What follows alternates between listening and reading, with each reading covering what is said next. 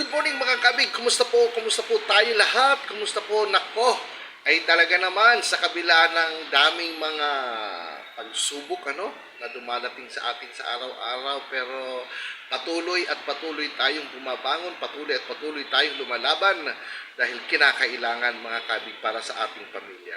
Okay?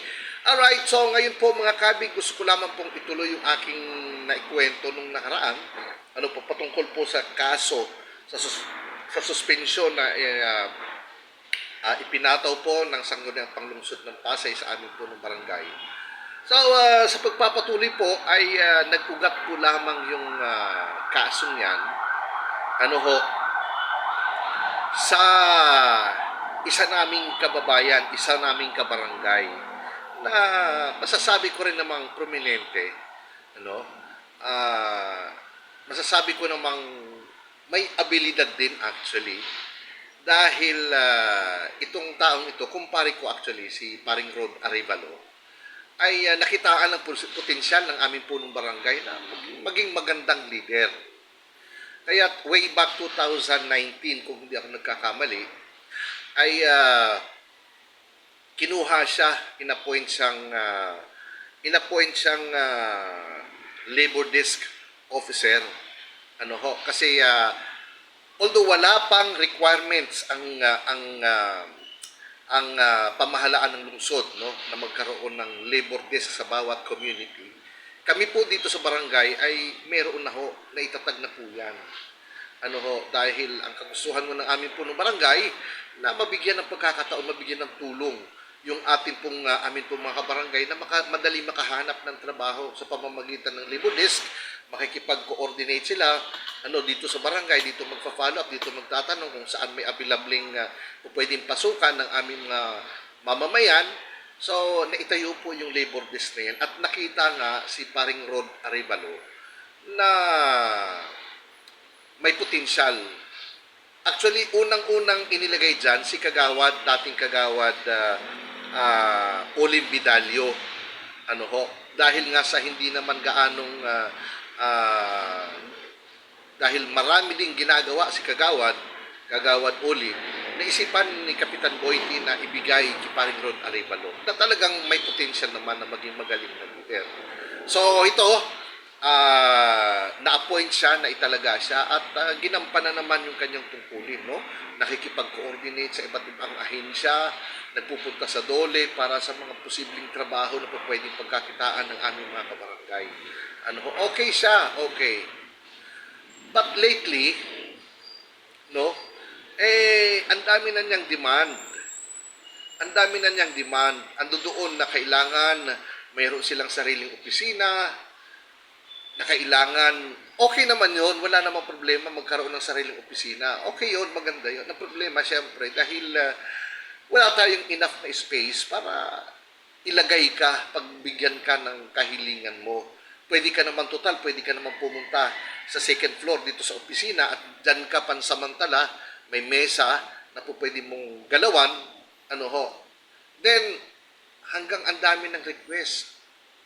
At yung huling-huling request niya ay magkaroon siya ng account, bank account, sarili nilang bank account, na nakapangalan sa kanila para pagkailangan nila ng pondo, hindi na nila kinakailangan pang abalahin si Kap dahil may sarili silang pondo.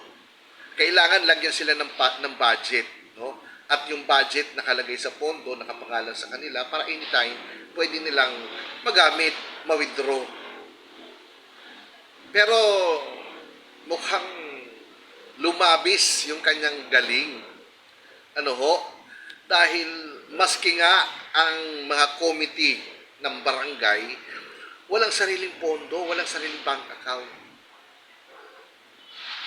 Para pagbigyan yung kanyang itong labor desk, isang special committee lang, hindi siya regular committee, special committee, tapos ang daming demand. So hindi na pagbigyan, sumama ang loob, nagalit, umalis, nag-resign. So nung mag-resign siya, doon na siya nag-start na maging mapaghanap, na naging maingay. So, dahil may edad na rin din, senior citizen na rin din, pinag-initan niya ang kagawad namin, isa naming kagawad, na at the same time is senior citizen. Dahil hindi na po pwede anya na maging senior citizen president siya at the same time kagawad. Double compensation anya. Hindi pinagbigyan, hindi pinagbigyan dahil mali naman yung kanyang pinupunto na may double compensation. Unang-una, wala pong tinatanggap na sahod ang senior citizens president. So ang tatanggap lang niya honoraria bilang barangay kagawad, no? So ayun. At to the point na sabi niya pag hindi siya napagbigyan, iaakyat niya sa taas yung concern niya na dapat mag-resign ang presidente ng senior citizen kasi double compensation. May nagchuchuchu sa kanya. So yun. Pangalawa, sinilip yung 1% para sa senior citizens na nanggagaling sa pondo. Ano ho? At kailangan makipag-usap, kailangan upuan ni Kapitan para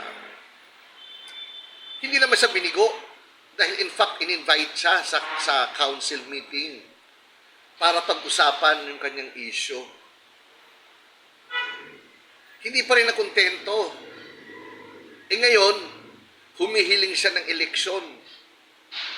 Dahil anya, ilang taon nang nanunungkulan bilang presidente ng senior citizens itong kagawad, dapat magkaroon ng eleksyon, mapalitan. So pinagbigyan, nagkaroon ng eleksyon. Tumakbo siya at sarili mismo niya ang inappoint ang nag-recommend sa sarili niya na maging natumakbong presidente. Ay nominate siya, ang nag-nominate sa sarili niya. Ang nakuha niyang boto 2. So natalo. Nag-ingay pa rin. Gustong ulitin uli ang eleksyon. Oo. Kasi wala pa daw eleksyon dahil hindi nga siya nanalo. Sige, eleksyon uli. Ganun pa rin ang nangyari. Hindi pa rin siya nanalo. At yung kanyang boto ay ganun pa rin din. Hindi tumaas. Hindi nadagdagan. So hanggang sa kanyang galit siguro, sa kanyang inis. So ayun, katuwang ang kanyang backup, nagdemanda tungkol sa 1% sa senior citizen, nagdemanda tungkol sa double compensation ng senior citizen, at pumasok na ngayon yung kanyang galit na rin din kay Kapitan, na isama na si Kapitan, na hindi daw inaaksyonan kaya madadamay si Kapitan. So yun, doon nag-start mga kabig, mga katuto, at nagdemanda siya sa ombudsman. Hindi raw siya na mismo nagkwento na hindi tinanggap sa ombudsman, ibinalik, ibinaba, nagpunta ng DILG, nagpunta ng Liga, tutuusin ang ginawa niya, forum shopping. Forum shopping. So, ang ginawa ng Liga, ipinorward yung concern, yung issue niya sa sangguniang panglungsod. Doon, yung question niya tungkol sa double compensation at 1%, na-dismiss po yun. Ang natira, yung concern na lang niya kay Kap, na grave misconduct and abuse of authority. Ganun po ang naging kwento. Na nagkataon naman, dahil noong nakaraang eleksyon, wala kami doon sa mayorya, so, ginatungan. So ito ngayon naging medyo miserable, hindi naman miserable. Naging masalimuot na ang sitwasyon. Naging masalimuot ang sitwasyon at ito nga ay nasuspende si Kap. Dahil sa ambisyon, ang nakakalungkot lang mga kabig, mga katoto, dahil yung mga gandang nasimulan na gawa ng aming punong barangay, mapaparalyze dahil lamang sa kapritsyo ng isang tao, ng ilang tao na nasa likod sa reklamong ito. Dahil hindi naman magagawa ni paring Rod Arevalo yan ang siya lang mag-isa. Mayroon niyang nagbaback up. Halos mapaparalyze yung mga programa at proyekto na ginagawa ng kasalukuyang pamunuan ng aming punong barangay Boy Timabang dahil lamang sa kapritsyo, no? Sa maling kaparaanan. Di niya na inisip yung mas nakararami. Inisip niya yung pansariling pagnanasa, pagnanais na magkaroon ng isang pangalan. Hindi sa magandang pamamaraan. Nakakalungkot, mga kabig. Alright, sige po. So, puputulin muli natin ito at itutuloy po natin sa susunod na mga araw itong atin pong kwentuhan at patuloy nyo pong subaybayan mga kabig, mga katoto. Ito naman po ay may kinalaman sa pambaranggayan. Ano po, kaya isinishare ko po sa inyo itong sitwasyon na suspension ng aming punong barangay. Dito po sa Ikaw at Barangay kasama si Barangay Sek Emog. Good morning!